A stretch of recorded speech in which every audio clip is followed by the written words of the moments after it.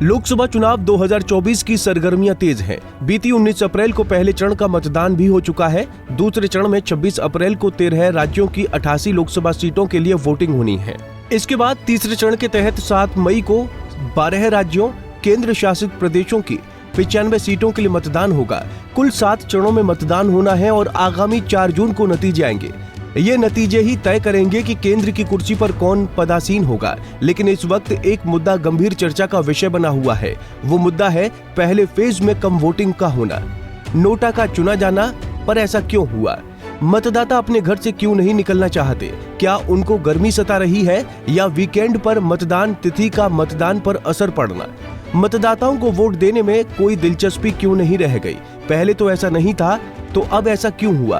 क्या ऐसा इसलिए कि नेताओं ने अपने वजूद को खो दिया है और वो जनता के वोट का दुरुपयोग करके पल भर में अपनी पार्टी की विचारधारा को दरकिनार करके किसी और पार्टी में शामिल होकर किसी और विचारधारा को अपना ले रहे हैं? एक सवाल ये भी है कि क्या राष्ट्रीय राजनीति में बढ़ती धर्मांधता कम वोटिंग प्रतिशत की वजह बन रही है? दुनिया के सबसे बड़े लोकतांत्रिक देश की सभी राजनीतिक पार्टियां पहले फेज के मतदान से काफी चिंतित नजर आ रही हैं, क्योंकि पहले फेज में महज 64% वोटिंग हुई। निराशा हाथ लगने के बाद खुद बीजेपी के स्टार प्रचारक नेता और देश के प्रधानमंत्री नरेंद्र मोदी ने एक्स पर देशवासियों से ये अपील की थी कि आप वोट डालें, चाहे किसी भी पार्टी को मतदान करें, लेकिन मतदान जरूर करें। आपका मतदान सशक्त लोकतंत्र में अहम भूमिका निभाएगा। सत्ता पर बीजेपी काबिज है, इसलिए कम वोटिंग प्रतिशत की जवाबदेही भी सबसे पहले बीजेपी पर ही तय होती है। इसी के मद्देनजर बीते सोमवार को केंद्रीय गृह मंत्री और बीजेपी के चाणक्य अमित शाह ने बीजेपी के राष्ट्रीय अध्यक्ष जेपी नड्डा के साथ उनके आवास पर गहन मंथन किया। इस मीटिंग में शेष बचे 6 चरणों की तैयारियों की समीक्षा के साथ मतदान प्रतिशत बढ़ाने पर भी मंथन हुआ। हर प्रदेश इकाई को अपने पदाधिकारियों को मतदान प्रतिशत बढ़ाने के लिए ड्यूटी लगाने के निर्देश दिए गए। बैठक में बीजेपी के राष्ट्रीय महासचिवों से भी सुझाव लिए गए। सुनिए कम वोटिंग प्रतिशत पर क्या कह रहे हैं राजस्थान के Chittorgarh BJP candidate CP Joshi. उत्साह नहीं, जो मतदान हुआ है भाजपा के पक्ष में हुआ है। कांग्रेस के प्रति निरस्ता थी, उदासीनता थी, उसके पीछे कारण है।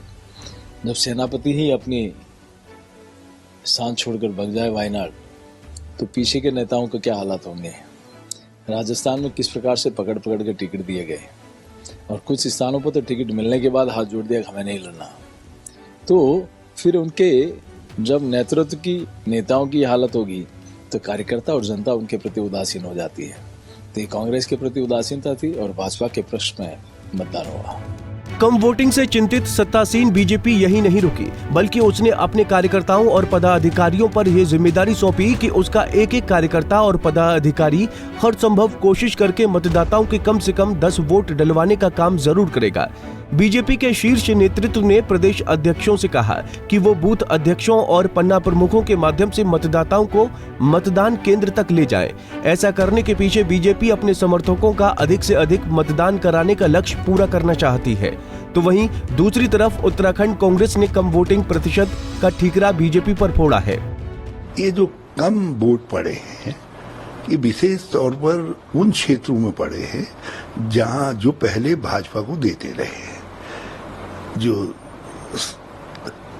सेक्शन ऑफ सोसाइटी भाजपा को वोट देता रहा 2014, 2019 और इवन जो राज्यों के चुनाव हुए उनमें भी, वो इस बार पूरी तरीके से नहीं आया है। तो वोटिंग परसेंटेज कम होने का कारण जो है मध्यम वर्ग, निम्न मध्यम वर्ग और जो बीच का क्लास है, उस क्लास में जो फ्रस्ट्रेशन भाजपा की आर्थिक नीतियों के कारण आया है और थोड़ा उनको ये लगा है कि भाजपा जो राजनीतिक विद्वेष की भावना से काम कर रही है, उससे उनमें नाराजगी भी आई है। तो ये 2 कारणों के कारण भाजपा ने करीब करीब 10-11% अपना सपोर्ट बेस लूज किया है। और जबकि दूसरी तरफ जो इंडिया अलायंस को देने वाला वोटर तबका है और जो कांग्रेस को सपोर्ट करने वाला तबका है, उसमें जोश आया है। उसके वोट प्रतिशत में 6-7% की वृद्धि हुई है। तो ये ट्रेंड जो है बड़ा महत्वपूर्ण है और मुझे ये लगता है कि प्रथम चरण का जो चुनाव हुआ है उसमें इंडिया अलायंस ने भाजपा के ऊपर बाजी मार ली है। इस तरफ इलेक्शन कमीशन ऑफ इंडिया ने चुनाव 24 को देश का महापर्व बताया है। मतदाता ज्यादा से ज्यादा वोट कर सकें, इसके लिए भी ECI की तरफ से देश भर में मतदाता जागरूकता अभियान चलाए जा रहे हैं, लेकिन धरातल पर उनका कोई खासा असर होता दिखाई नहीं पड़ रहा है। यानी एक तरीके से ECI की तरफ से चलाए गए मतदाता जागरूकता अभियान महज औपचारिक साबित हो रहे हैं। इसलिए देश भर की राजनीतिक पार्टियों के अलावा चुनाव आयोग भी पहले फेज में कम वोटिंग प्रतिशत से काफी चिंतित नजर आ रहा है। दूसरे चरण में उम्मीद से ज्यादा मतदान हो सके, इसके लिए भी ECI अपनी पूरी शिद्दत से लगा हुआ है। Bureau report, Punjab Kesari TV. हमसे जुड़े रहने के लिए हमारे YouTube चैनल को सब्सक्राइब करें और नई वीडियो की नोटिफिकेशन के लिए बेल आइकॉन को दबाएं।